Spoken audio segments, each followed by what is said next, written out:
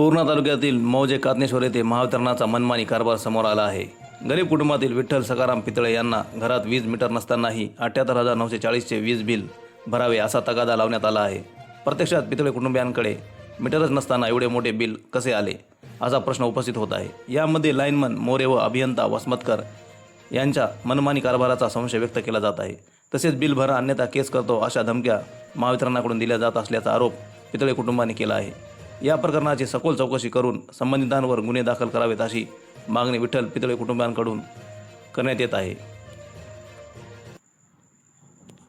की समजा आकडा चालू होता, मीटर चालू होतं, समजत होतं 2000 रुपये दिले की पुन्हा 3 महिन्याच्याच नंतर यायचे। मी तिचा चुलता जे पैसे कोण घ्यायचे?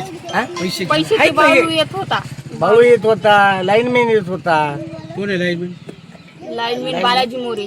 बालाजी मोरे याच्या आधी जे काही लाईनमॅन गेले। किती दिवसापासून तुम्ही त्यांना पैसे देत गेले? 2-3 पैसे 2-3 वर्षापासून, पण नाही, अगोदर 2-3 काय तुम्हाला काय समस्या आहे? आमच्या घरी लाईट म्हणजे मीटर कनेक्शन नसतानाही बिल येत आहे।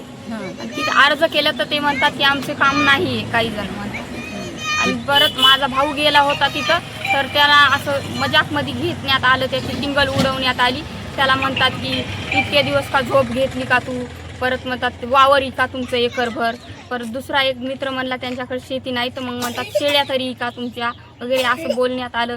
परत लाईनमॅन येतात की मी पैसे मागतात, परत आम्ही नाही म्हणलं तर केस होऊ शकते, असं होऊ शकतंय, तसं होऊ शकतंय, असं काही पण म्हणायले।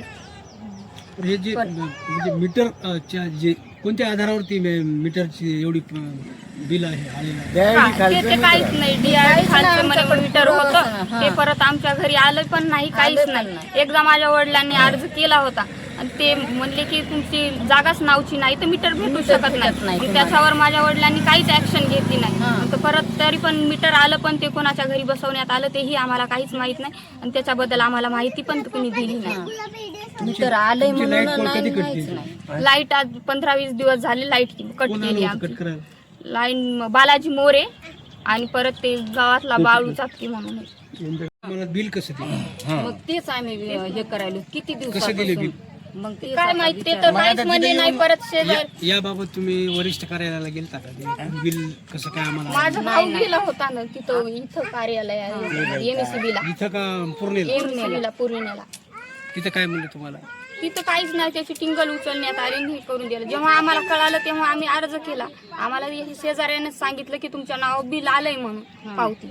आम्हाला तर मीटर त्याच्यामुळे कोटेशन नंबर आता मी ती पावती हे काढले बिलाची पावती, तर तसं बोलता येत। आता तुमची काय मागणी आहे? आमचं काहीच नाही, ते मीटर बंद करून द्यावं असं एवढंच। आणि ते पहिलं बिल माफ करून द्यावं एवढीच मागणी आहे आमची। बाकी दुसरं काहीच नाही।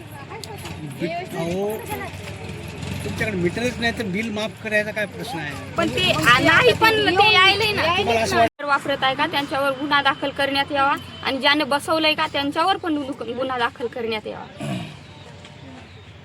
पोषण करावं लागेल की आम्हाला न्याय भेटावा म्हणून। गरीबाला कधीच कुठं न्याय भेटू शकत नाही का?